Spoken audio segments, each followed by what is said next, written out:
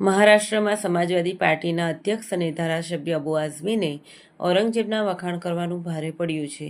મહારાષ્ટ્રના પ્રમુખ અને નાયબ મુખ્યમંત્રી એકનાથ શિંદેએ પણ અબુ આઝમી ઉપર દેશદ્રોહનો કેસ કરવાની માંગ કરી હતી અને અબુ આઝમી વિરુદ્ધ મુંબઈમાં પોલીસ ફરિયાદ નોંધાઈ છે.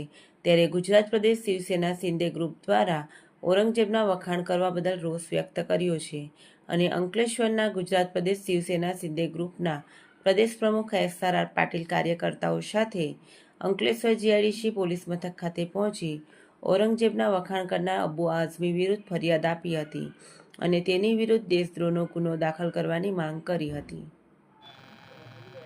હું શિવસેના ગુજરાત પ્રદેશ પ્રમુખ સતીશ પાટીલ.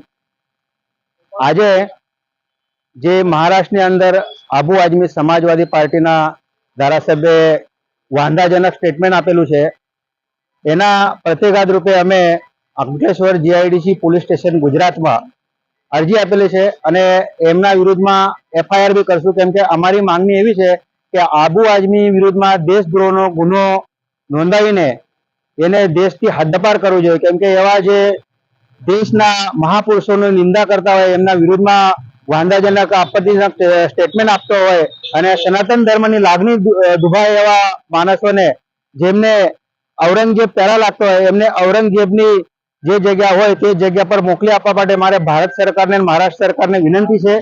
અને હું ફરી એમના વોટિંગ રાઇટ્સ લેવા માટે પણ ભારત સરકારને વિનંતી કરું છું.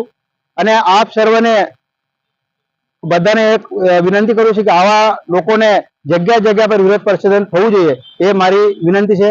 જય હિન્દ, જય ભારત, જય શ્રી રામ, જય ભવાની, छत्रपति शिवाजी महाराज की जय, जय सिया राम, जय सनातन धर्म की जय।